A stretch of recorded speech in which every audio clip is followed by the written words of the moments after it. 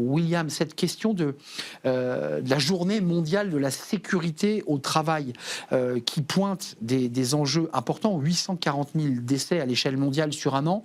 Vous dites, on a raison d'en faire une journée ou on aurait pu s'en passer pour être un peu poil à gratter? Ouais, il faut être précis. Quand vous dites qu'il y a 840 000 décès au travail, vous parlez d'un chiffre mondial. Or, on ne peut pas dire que les conditions de travail soient exactement les mêmes en Chine, en Inde, qu'en France ou dans l'Union européenne. Donc, il faut quand même répartir. Sur le sujet de la France et sur le sujet de l'Union européenne, moi, je pense que l'un des sujets essentiels, c'est qu'on a fait trop de normes.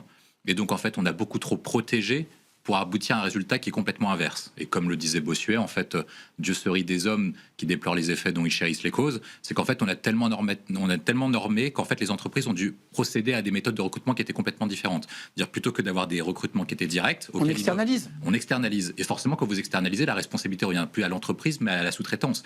Et la sous-traitance, ils n'ont pas le choix que de faire des marges et donc de rogner une partie. Donc, lorsque vous fiscalisez le travail, lorsque vous normez incroyablement, au final, au lieu de protéger les salariés, au final, vous les désavantagez parce que l'entreprise n'a plus intérêt à les protéger. Et je pense que ça, c'est un des premiers leviers. Le deuxième, c'est que si vous voulez faire en sorte que les entreprises les protègent davantage, il faut qu'ils les recrutent eux-mêmes. Or, pour les recruter eux-mêmes, il faut baisser la fiscalité sur le coût du travail, il faut baisser les impôts de production et il faut réduire les normes pour qu'ils aient un champ de réglementaire qui soit à peu près stable et viable pour qu'ils puissent les protéger effectivement. Pourquoi ? Parce que lorsque vous êtes une entreprise et vous regardez le marché du travail, donc en 2026, qui n'est pas le même qu'en 2000 ou en 2010. Vous regardez, une des conditions principales sur pourquoi est-ce que on va prendre les grandes écoles par exemple, et même s'ils ne sont pas forcément concernés, mais pourquoi est-ce qu'ils vont choisir une entreprise plutôt qu'une autre? Maintenant, les conditions immatérielles de bien-être au travail sont supérieures que les conditions matérielles. C'est exact. Donc vous avez un tournant qui est complètement majeur. Avec la journée de télétravail, avec le télétravail, tout ça. Donc, si vous voulez que les entreprises s'en occupent directement, ils sont obligés de le faire pour des questions de recrutement. Et donc, sur les questions de bien-être, sur les questions de protection au travail, sur les questions de santé, ils vont mettre le paquet dessus. Mais pour qu'ils mettent le paquet dessus, il faut qu'ils les recrutent d'abord. Et pour les recruter d'abord, il ne faut pas les pénaliser avant même qu'ils produisent quoi que ce soit. 800. Oui, en fait, il faut être cohérent sur les missions de l'État. Aujourd'hui, l'État veut essayer de tout régenter, d'avoir un périmètre de plus en plus large, comme c'est le cas depuis la Seconde Guerre mondiale et ce qu'on appelle le modèle keynésien, le modèle de l'État-providence. Mais en même temps, il se défausse de plus en plus. Ça veut dire qu'il se défausse de plus en plus sur les collectivités territoriales pour faire les investissements publics. Il se défausse sur l'école pour gérer même quasiment l'éducation qui doit relever davantage aux familles. Et maintenant, ils veulent responsabiliser le patron.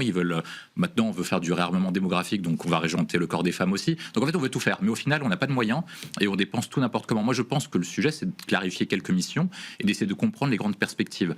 Les entreprises aujourd'hui ne vont pas avoir le choix que pour recruter les meilleurs ou pour recruter des salariés, parce qu'il y a beaucoup de pénuries dans certains secteurs, que d'avoir une question de bien-être au travail. C'est obligatoire. À moins que, d'ici là, vous avez un baby-boom, une arrivée massive de migrants, vous n'avez pas, de toute façon, un marché d'emploi qui est... sujet qu'on a traité sur ce plateau, qui est un autre sujet essentiel. Qu'un autre sujet. Donc le marché, le contexte est comme ça, il va durer pendant 30-40 ans. Ce sera comme ça. À moins donc il faut savoir attirer les talents. Il faut savoir attirer les talents. Et donc pour attirer les talents, plutôt que de mettre de la contrainte et des normes, il faut davantage les inciter. Et pour les inciter, pour que les entreprises puissent le faire, il faut qu'ils puissent embaucher, qu'ils puissent travailler correctement. Et de toute façon, ils vont le faire. Ils n'auront pas le choix que de le faire parce que vous avez des enfants, donc en partie, mes collègues.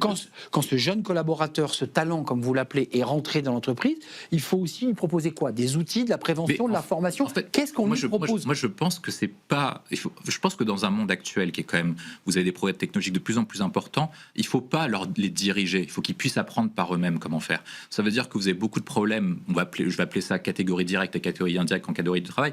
Vous avez des problèmes qui sont dits cardiovasculaires. Mais est-ce que c'est uniquement lié au travail de l'entreprise ou parce qu'il mange n'importe comment chez lui et il sort tous les soirs? C'est pas exactement pareil. Et pour que la personne puisse avoir un niveau de développement correct, il faut qu'il puisse se prendre par même. Et vous n'avez jamais connu un seul enfant ou un seul adolescent que vous avez sous vos ordres qui a pu s'agir uniquement sous la contrainte. Ça ne marche jamais. Il fait exactement l'inverse de ce que vous dites. Donc moi, je pense que le monde actuel fait que, de toute façon, il faut davantage inciter pour comprendre que c'est son intérêt, à la fois pour l'entreprise et pour le salarié. L'entreprise pour embaucher des bons salariés et donc s'occuper du bien-être, mais de manière positive, et que le salarié s'occupe également de lui-même et non pas qu'il soit contraint de le faire, sinon il ne le fera pas.